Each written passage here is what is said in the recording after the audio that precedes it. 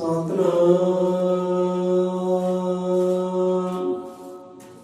ਸ੍ਰੀ ਵਾਲਮੀਕਿ ਸਾਹਿਬ ਜੀ।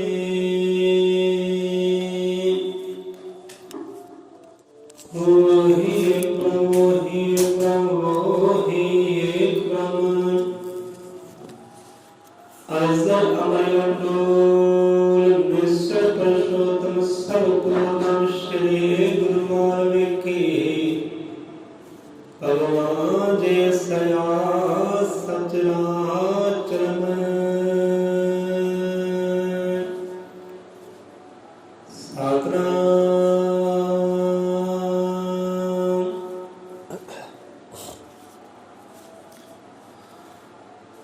ਹਜ਼ਰਤ ਤ੍ਰਿਕਾਲਦਰਸ਼ੀ श्री गुरु वाल्मीकि भगवान जी महाराज सहाय सतगुरु ज्ञाननाथ सतगुरु हरिनाथ शब्द गुरु महाराज सहाय। तो संगत जी आ जाते हैं कल की विचार कथा ते मुक्ति को लैके मोक्ष ਨੂੰ ਲੈ ਕੇ ਵਿਚਾਰ ਹਨ। ਸੋ ਅੱਜ ਇਸ ਵਿਚਾਰ ਦੇ ਵਿਸ਼ਰਾਮ ਹਨ। ਤੀਸਰਾ ਰੋਜ਼ ਹੋ ਗਿਆ ਇਹੀ ਵਿਸ਼ੇ ਨੂੰ ਸਾਂਝਾ ਕਰਦੇ ਹਾਂ। ਸੋ ਅੱਜ ਆਪ ਧਿਆਨ ਨਾਲ ਵਿਚਾਰ ਸਰਵਣ ਕਰਿਓ। ਕੋਈ ਬਾਹਰਲਾ ਜੀਵ इस विचार में मन्ने चाहे ना मन्ने, पर आप मनना कर लियो, आप धारणा कर लियो, क्योंकि भला आप दे इहदे विच है। आप ते भी समा आना है, साडे ते भी समा आना है। असीं भी अलविदा कहना है दुनिया नूं, तुसीं भी अलविदा संसार नूं कहना है। सो इस तो पहला ये आनंद पा लईए, ये मुक्ति ते मोक्ष नूं समझ लईए पदार्थ की है। सो मुक्ति एक अवस्था है, मोक्ष एक अवस्था है। मुक्ति मोक्ष एक नहीं है, मुक्ति मोक्ष अलग अलग है, दो है। मुक्ति अपनी थां ते है तो मोक्ष अपनी थां ते है। मुक्ति का जिक्र करते हैं पहला आपां देखिए सतगुरु महाराज पीरदास जी समझाते हैं, हर गुरु पीर ने समझाना किया है कि जो गल आती है मुक्ति की अते मोक्ष की, उत्थे दोनों का कनैक्शन दुख सुख के नाल बहुत है। दुख के नाल ते सुख के नाल मुक्ति का मोक्ष का कनैक्शन है। हुण देखो जो बंदा पैदा होता है, बच्चा पैदा होता है, दुखी होता है, उन्होंने पीड़ा च ही होता है। अरे अंत समय तक रहते श्वासा तक वो दुख भी भोगता है तो सुख भी भोगता है, दोनों चीज़ भोगना पैंदी है। इस करके इतने सतगुरु कबीरदास महाराज कबीरा जब हम आए संसार में हम रोए और जग हंसे, हम रोए और जग हंसे जो संसार दे अंदर आए। और ऐसे करने कर गए हम हंसे और जग रोए। हम देखो दुख भी है तो सुख भी है, जन्म तो ही है। हम जो गए इस दुनिया तो उदों आप आनंद होके गए है, प्रसन्न होके गए है, हसदियां गए है, तो बाकी दे जीव रोए। लै साडे विच पवित्र आत्मा जा रही है, रूहानी नूर जा रहा है, वो रोए है। पहला वो हसे है जो दुनिया ते कबीर साहब आए है, पहला लोकी हसे है, जो गए है उदों लोकी रोए है। कबीरा जब हम आए संसार में हम रोए और जग हंसे, ऐसी करने कर चले हम हंसे और जग होई। जाते समय हसदे गए, मुस्कुराते गए, प्रसन्न होकर गए, आनंद होकर गए है, क्योंकि उन्होंने मुक्ति भी पा लिया तो मोक्ष भी पा लिया। दोनों अवस्था धारण कर लिया, पहुँच गए दोनों अवस्था पर, मुक्ति भी पा ली तो मोक्ष भी पा लिया, तो फिर आनंद होकर गए। फिर ना दुख ना सुख, दोनों तो मुक्त आनंद की अवस्था तक पहुँच गए। वो परमानंद की अवस्था तक वो पहुँच गए। कि जो बंदा परमानंद आनंद की अवस्था तक पहुँच जाता है, उदों फिर प्रसन्न ही रहता है, सदा सदैवी आनंद ही रहता है। इतने तुलसीदास भी समझाना करते हैं, जन्मत मरत दसे दुख होई।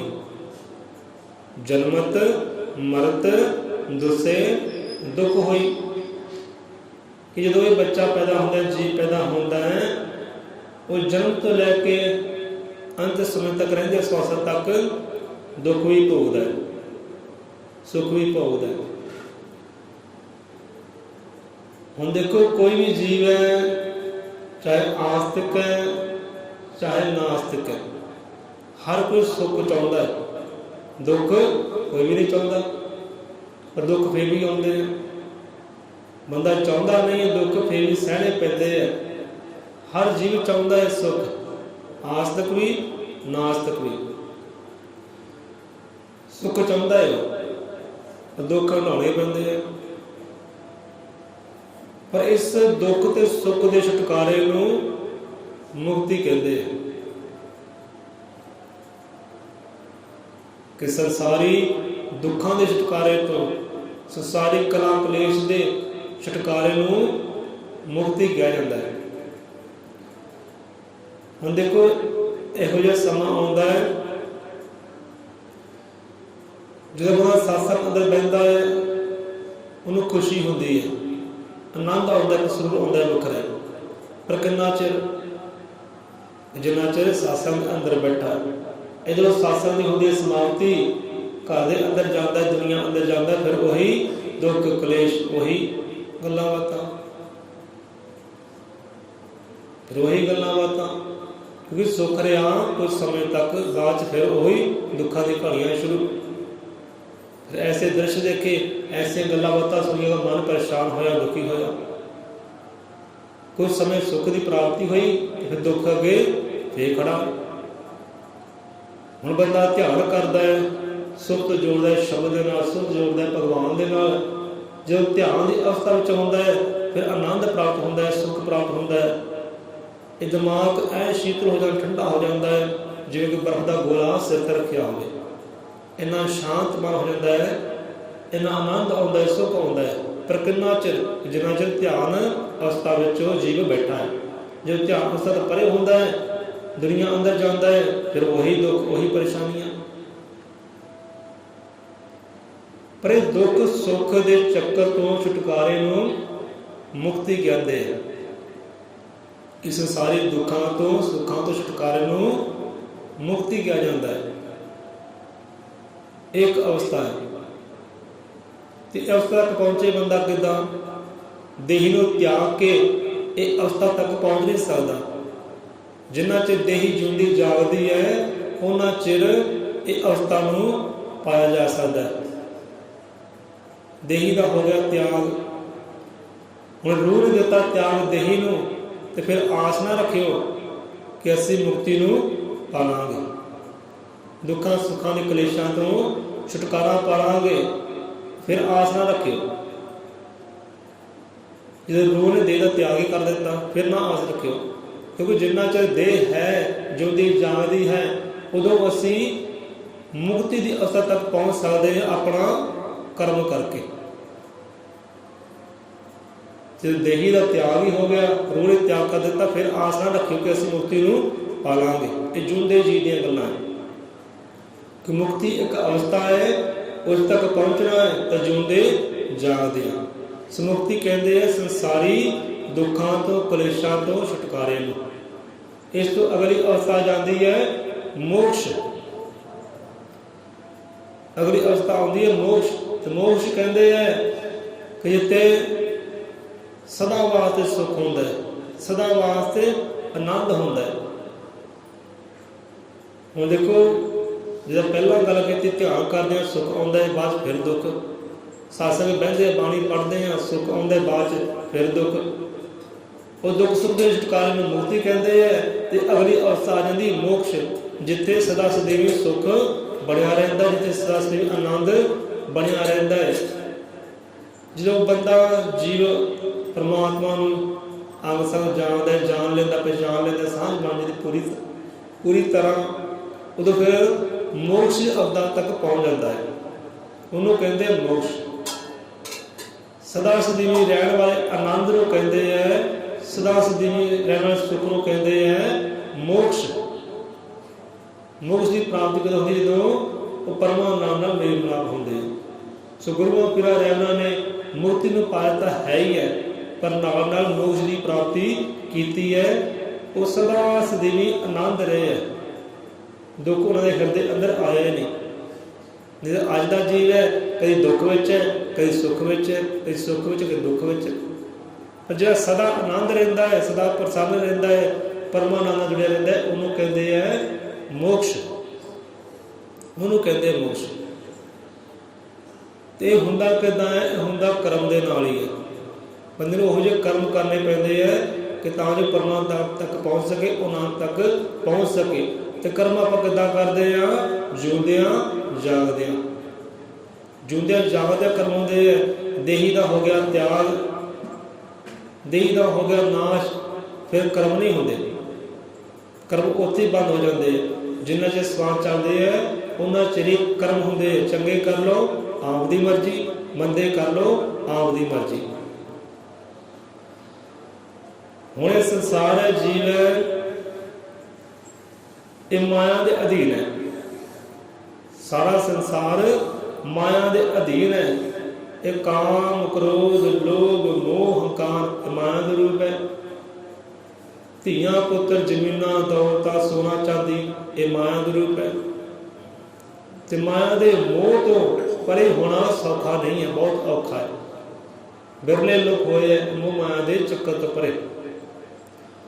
ਹੁਣ ਬੰਦਾ ਅੱਜ ਦਾ ਜੀਵ ਮਾਇਆ ਦੇ ਅਧੀਨ ਹੈ ਕਿ ਜਿੰਨਾ ਚਿਰ ਮਾਇਆ ਦੇ ਅਧੀਨ ਰਹਿੰਦਾ ਹੈ ਉਦੋਂ ਹੁੰਦੇ ਆ ਕਰਮ। ਮਾਇਆ ਦੇ ਅਧੀਨ ਰਹਿਣ ਕਰਕੇ ਹੁੰਦੇ ਆ ਕਰਮ, ਤੇ ਕਰਮਾਂ ਅਨੁਸਾਰ ਮਿਲਦਾ ਹੈ ਫਲ। ਮਾਇਆ ਦੇ ਅਧੀਨ ਹੁੰਦੇ ਆ ਕਰਮ, ਤੇ ਕਰਮਾਂ ਅਨੁਸਾਰ ਦੁੱਖ ਮਿਲਦੇ ਆ, ਕਰਮਾਂ ਅਨੁਸਾਰ ਸੁੱਖ ਮਿਲਦੇ ਆ। ਕਰਮ ਅਨੁਸਾਰ ਪੁੰਨ ਮਿਲਦਾ, ਕਰਮਾਂ ਅਨੁਸਾਰ ਪਾਪ ਮਿਲਦਾ। ਤੇ ਕਰਮਾਂ ਅਨੁਸਾਰ ਹੀ ਅਗਲੇ ਜਨਮ ਮਿਲਦੇ ਆ। ਜਿਹੜੇ ਮਾਇਆ ਦੇ ਅਧੀਨ ਰਹਿ ਕੇ ਕਰਮ ਕਰਦੇ ਆ ਉਹਨਾਂ ਫਿਰ ਅਗਲੇ ਜਨਮ ਮਿਲਦੇ ਆ, ਦੁੱਖ ਸੁੱਖ ਮਿਲਦੇ ਆ। ਉਹ ਦੁੱਖ ਸੁੱਖ ਤੋਂ ਪਰੇ ਹੁੰਦੇ ਨਹੀਂ। ਹੁਣ ਦੇਖੋ ਕੁਝ ਬੰਦੇ ਇਹੋ ਜਿਹੇ ਹੁੰਦੇ ਆ ਜੋ ਮਾਇਆ ਦੇ ਅਧੀਨ ਰਹਿ ਕੇ ਕਰਮ ਕਰਦੇ ਆ, ਉਹ ਪੁੰਨ ਵੀ ਕਰਦੇ ਆ ਤੇ ਪਾਪ ਵੀ ਕਰਦੇ ਆ। ਉਹ ਪੁੰਨ ਦਾਨ ਵੀ ਕਰਦੇ ਆ ਤੇ ਨਾਲ ਨਾਲ ਪਾਪ ਗੁਨਾਹ ਵੀ ਕਰਦੇ ਆ, ਦੋਨੇ ਚੀਜ਼ਾਂ ਕਰਦੇ ਆ। ਉਹ ਸੱਚ ਵੀ ਬੋਲਦੇ ਆ ਤੇ ਝੂਠ ਦਾ ਆਸਰਾ ਵੀ ਲੈਂਦੇ ਆ। ਮਾਇਆ ਦੇ ਅਧੀਨ ਰਹਿ ਕੇ ਜੋ ਕਰਮ ਕਰਦੇ ਆ ਉਹ ਸੱਚ ਦਾ ਆਸਰਾ ਵੀ ਲੈਂਦੇ ਆ ਤੇ ਝੂਠ ਦਾ ਆਸਰਾ ਵੀ ਲੈਂਦੇ ਆ। ਸੱਚ ਵੀ ਬੋਲਦੇ ਆ ਤੇ ਝੂਠ ਵੀ ਬੋਲਦੇ ਆ, ਪੁੰਨ ਵੀ ਕਰਦੇ ਆ ਤੇ ਪਾਪ ਵੀ ਕਰਦੇ ਆ। ਹੁਣ ਸਾਸਾਂ ਵਿੱਚ ਅੰਦਰ ਆਏ ਤਾਂ ਸੱਚ ਬੋਲਿਆ ਕਿ ਬਈ ਆਹ ਸੱਚ ਹੈ। ਦੁਨੀਆਦਾਰੀ ਵਿੱਚ ਗਏ ਫਿਰ ਝੂਠ ਦਾ ਆਸਰਾ ਲਿਆ, ਝੂਠ ਬੋਲਿਆ, ਇੱਥੇ ਝੂਠ ਬੋਲਿਆ, ਉੱਥੇ ਝੂਠ ਬੋਲਿਆ। ਦੋਨੇ ਚੀਜ਼ਾਂ ਉਹ ਜੀਵ ਨਾਲ ਨਾਲ ਕਰਦੇ, ਪੁੰਨ ਵੀ ਕਰਦੇ, ਪਾਪ ਵੀ ਕਰਦੇ, ਸੱਚ ਵੀ ਬੋਲਦੇ, ਝੂਠ ਵੀ ਬੋਲਦੇ। ਤੇ ਇਹੋ ਜਿਹੇ ਜੀਵ ਫਿਰ ਅਗਲੀਆਂ ਜੂਨਾਂ 'ਚ ਪੈਂਦੇ ਆ ਆਪਣੇ ਕਰਮਾਂ ਕਰਕੇ। ਅਗਲੇ ਜੂਨਾਂ ਵਿੱਚ ਜਾਣਾ ਪੈਂਦਾ ਹੈ, ਅਗਲੇ ਜਨਮ ਭੁਗਣੇ ਪੈਂਦੇ ਆ। ਤੇ ਜਿਹੜੇ ਇੱਕ ਰੰਗ ਰਹਿੰਦੇ ਨੇ, ਸੱਚ ਦੀ ਗੱਲ ਕਰਨੀ, ਸੱਚ ਦੀ ਗੱਲ ਕਰਨੀ, ਹੱਕ ਦੀ ਗੱਲ ਕਰਨੀ, ਹੱਕ ਦੀ ਹੀ ਗੱਲ ਕਰਨੀ, ਝੂਠ ਦਾ ਆਸਰਾ ਲੈਣਾ ਹੀ ਨਹੀਂ। ਤੇ ਸਰਦਾ ਗੁਰੂਆਂ ਪੀਰਾਂ ਰਹਿਬਰਾਂ ਨੇ ਝੂਠ ਦਾ ਆਸਰਾ ਲਿਆ ਹੀ ਨਹੀਂ, ਉਹਨਾਂ ਨੇ ਸੱਚ ਦਾ ਆਸਰਾ ਲਿਆ ਤੇ ਸੱਚ ਦੀ ਗੱਲ ਕੀਤੀ ਹੈ। ਤੇ ਸਦਾ ਸਦੀਵੀ ਉਹ ਇੱਕ ਰੰਗ ਪਰਮਾਤਮਾ ਵਿੱਚ ਦਾਖਲ ਹੋ ਗਏ, ਸਮਾ ਗਏ। ਸੋ ਇੱਕ ਰੰਗ ਰੱਖਣਾ ਹੈ, ਜਾਂ ਝੂਠ ਰੱਖ ਲਓ ਜਾਂ ਸੱਚ ਰੱਖ ਲਓ। ਇੱਕ ਰੰਗ ਰੱਖਣਾ ਹੈ। दो रंग लैके तुरोगे फिर दुनिया में तुसी पाओगे। मोक्ष नूं कदे पा सकते नहीं, मुक्ति नूं कदे पा सकते नहीं जे दो रंग रखोगे। जब बाणी कहती ना एक रंग मिले गोपाल को मिलता नहीं कर रंग, एक रंग जिहड़ा एक रंग लैके तुरदा है उही गोपाल नूं परमात्मा नूं मिलता है, उन्हें परमात्मा मिलता है। कि जब दो रंग रंग तुरदा है, एक रंग मिले गोपाल को मिलता नहीं करंग। जो दो रंग लैके तुरदा है, तीन रंग लैके तुरदा है, उन्होंने परमात्मा नहीं मिलता, ना मुक्ति मिलती है ना मोक्ष की प्राप्ति होती है। ये ध्यान करियो, सच बोलना है, झूठ का आसरा लेना ही नहीं। जे पुण्य कमाने है तो पुण्य ही कमाने है, पाप करने ही नहीं गए कि माया के अधीन रह के कर्म होंगे है तो कर्म अनुसार फिर अगलियां जुनियां मिलदियां हैं, अगले फल मिलते हैं। तो जिहड़े जीव पुण्य भी करते हैं, पाप भी करते हैं, सच ही बोलते, झूठ ही बोलते, उन्होंने फिर अगलियां जुनियां मिलदियां हैं। तो मतलब जो बार बार आना पैंदा, दुख भी सड़े पैंदे, सुख भी सड़े पैंदे, ना मुक्ति पाउंदे ते ना मोक्ष पाउंदे। ये कर्मां करके है। तो कर्मां दे भी तीन गुण है, बाणी अंदर जिक्र आउंदा है, रजगुण, सतगुण ते तम गुण। इन्हां दे अधीन कर्म होंदे हैं, हर जीव के अंदर है रजगुण, सतगुण ते तम गुण, इन्हां अनुसार कर्म होंदे हैं। सो कर्म है, कर्म करोगे तो मुक्ति पा सकते, मोक्ष पा सकते हो जो चंगे कर्म करोगे। दो कर्म नहीं करने, दो कर्म नहीं करने, सच बोलना है, हक की गल करनी है, झूठ का आसरा लेना नहीं। पुण्य खटने तो पुण्य खटने है, पाप का सहारा लेना नहीं। सो कर्म करके है देही का नाश हो जाता है ना, देही हो गई खत्म, फिर कर्म नहीं होंगे। ये जिंदा जागदियां गल्लां है कि जिंदा जागदा बंदा मुक्ति भी पा सकता है, जिंदा जागदा मोक्ष की प्राप्ति भी कर सकता है अपना कर्म करके। जो देही हो गई खत्म, बंदा गया मर, तो फिर कर्म नहीं होंगे। फिर जो मर्जी कर लो, चाहे तुसी घर में पाठ रखा लो, मंत्र उचार लो, जिन्ने मर्जी पुण्य दान कर लो, वो बंदे दी अस्थियां तुसी गंगा च बहा दो, फिर उन्हें मुक्ति कदे मिल नहीं सकती, वो मोक्ष की प्राप्ति कदे कर नहीं सकता। मोक्ष की प्राप्ति करेगा अपने चंगे कर्म करके जिंदियां जी। मरण तो बाद कोई मुक्ति नहीं है, मरण तो बाद कोई मोक्ष की प्राप्ति नहीं है, जिंदियां जी दी गल्लां। सो जिंदियां जी जिन्हें कर्म करने हैं वही मुक्ति पाउंदा है, वही मोक्ष की प्राप्ति करता है, जिंदियां जी दी गल्लां। सो कर्म फल जग खांदिया जब तक पूजा ध्यान, जो शब्द से मुक्ति मिले सो नाही परा पहचान। कि बंदा कर्म कांडा में फंसिया होया है कि मैं जप कर ला, मैं तप कर ला, मैं पूजा कर ला, मैं ध्यान करना, इन्हां कर्मां में फंसिया होया है। पर जिहड़े शब्द दे नाल मुक्ति मिलनी है, जिहड़े शब्द नाल मोक्ष की प्राप्ति हो जानी है, वो शब्द दे वल ध्यान ही नहीं करता। ध्यान किहदे वल है? पूजा दे वल है, तप दे वल है, ध्यान दे वल है। पर जिहड़े शब्द नाल मुक्ति मिलनी है, जिहड़े शब्द नाल मोक्ष की प्राप्ति हो जानी है, वो अवस्था की प्राप्ति हो जानी है जिथे आनंद ही आनंद है, वो शब्द का बंदा ध्यान करे, वो शब्द धारी होवे। जो शब्द से मुक्ति मिले सो नाही परा पहचान। कबीरदास जी आप समझाते कि प्यारे कर्म कांडा चो निकल के ना आ सतगुर का शब्द है, रब का नाम है, ये किते ध्यान कर, इनू किते कमाना कर, ये सिद्धि कर, इनू साधना कर, इस शब्द को साधना कर। जिंदे जी शब्द को साधना कर लेगा तो मुक्ति भी पालेगा, कि मोक्ष की प्राप्ति भी पालेगा। कि इस तो बिना जप की गल करे तो नहीं पा सकता, तप की गल कर सके आनंद नहीं पा सकता, पूजा की गल करे तो आनंद मोक्ष मुक्ति नहीं पा सकता, ध्यान की गल करे तो मुक्ति नहीं पा सकता, मोक्ष की प्राप्ति नहीं पा सकता। शब्द की गल करे तो फिर जाकर मुक्ति भी पाएगा, तो मोक्ष की प्राप्ति तू कर लेगा। तो शब्द है कर्म फल जग पांदिया जब तक पूजा ध्यान, जो शब्द से मुक्ति मिली सो नाही परा पछाण।